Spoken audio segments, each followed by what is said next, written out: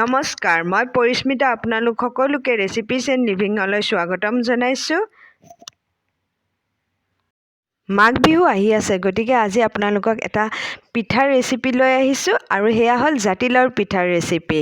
জাতিলাও স্বাস্থ্যৰ কাৰণে উপকাৰী, গতিকে আহক জাতিলাওৰ পিঠাৰ ৰেচিপি চাবলৈ। ইয়াৰ বাবে মই 3 কাপ চাউল লৈছোঁ আৰু ভালদৰে ধুই 5-6 ঘণ্টা পানীত তিয়াই থৈছোঁ আৰু তাৰপিছত অলপ শুকাব দিছোঁ। শুকাই মিহিকৈ গুড়া কৰি লৈছোঁ। জাতিলাওৰ বাকলি গুচাই ভালদৰে মিহিকৈ সৰু সৰুকৈ কুটি লৈছোঁ এই ধৰণে, আৰু এইখিনি মই এটা হুইচেল মাৰিবৰ কাৰণে প্ৰেছাৰ কুকাৰত দি দিছোঁ। এটা হুইচেল মৰাৰ পিছত মই এইখিনি নমাই থৈছোঁ। এই দেখিছে নহয়, এনেকৈ মিহিকৈ।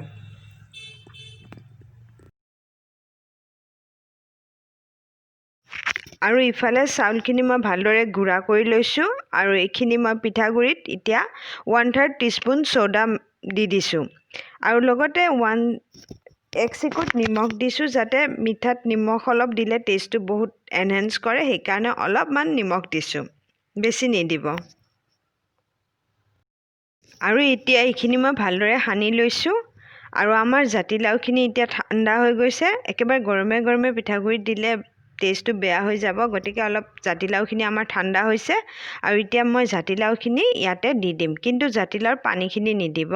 পানী দিলে এইখিনি বহুত পনীয়া হৈ যাব পিঠাগুড়িখিনি, সেইকাৰণে মই এনেকৈ পানীখিনি আঁতৰাই পিনে জাতিলাওখিনি দি দিছোঁ। জাতিলাওখিনি দিয়ে আপোনালোকে নিজে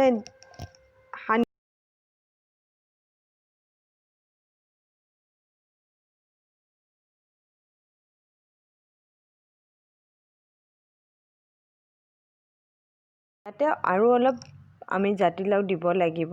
এনেকুৱা ধৰণৰ মিহি কনচিষ্টেঞ্চি যেতিয়ালৈ নহয়, আমি অলপ জাতিলাও বেছিকৈ দি দিব লাগিব। এতিয়া আমাৰ দেখিছে এনেকুৱা হৈ যাব, তেতিয়া আমি এতিয়া ভাজিবৰ কাৰণে ৰেডি হৈছে। এতিয়া মই গুড়খিনি সৰু সৰুকৈ কাটি লৈছোঁ আৰু ইয়াতে পানী দি দিছোঁ আৰু এইখিনি মই গৰম হ'ব দিছোঁ আৰু গলাই আছোঁ। আৰু এই ধৰণৰ কনচিষ্টেঞ্চি হোৱালৈকে মই গুড়খিনি গলাই থাকিম, কাৰণ বেছি গোটা হ'লেও পিঠাখিনিত গুড়ৰ ৰস নাযাব, সেইকাৰণে গুড়টো অলপ পনীয়াই ৰাখিব লাগে। আৰু ইফালে মই মিঠাতেল গৰম হ'ব দিছোঁ, কাৰণ পিঠাত মিঠাতেলৰ টেষ্টটো বেছি ভাল লাগে। মিঠাতেলখিনি ভালদৰে গৰম হোৱাৰ পিছত মই গেছৰ ফ্লেমটো কমাই দিছোঁ আৰু পিঠাখিনি এনেকৈ চামুচেৰে এচামুচ দি দিছোঁ। আৰু এইখিনি মই মিডিয়াম ফ্লেমত ভাজি থাকিম।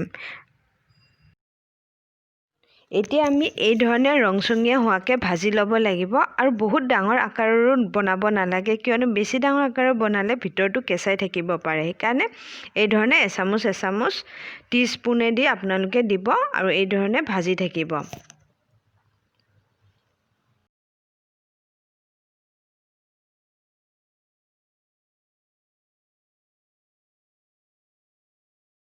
এয়া দেখিছে নহয়, এয়া ৰংচঙীয়া হৈ আহিছে আৰু ৰংচঙীয়া যিখিনি হৈছে সেইকেইটা মই পিঠা তেলৰ পৰা গুচাই দিছোঁ আৰু বাকীখিনি আকৌ ভাজি থাকিম এই ধৰণে, যেতিয়ালৈ ৰংচঙীয়া নহয়।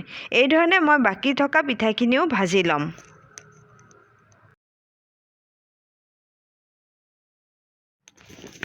আৰু এতিয়া গুড়খিনি যেতিয়া কুহুমীয়া হ'ব, তেতিয়া মই ইয়াতে পিঠাখিনি দি দিছোঁ। পিঠাখিনি কিন্তু অলপ গৰমে গৰমে দিছোঁ, নহ'লে গুড়ৰ ৰস পিঠাত নোসোমাব।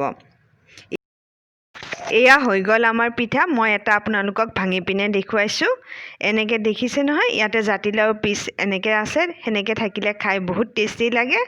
তেনেহ'লে আহক আপোনালোকেও মোৰ লগত পিঠা খাবলৈ।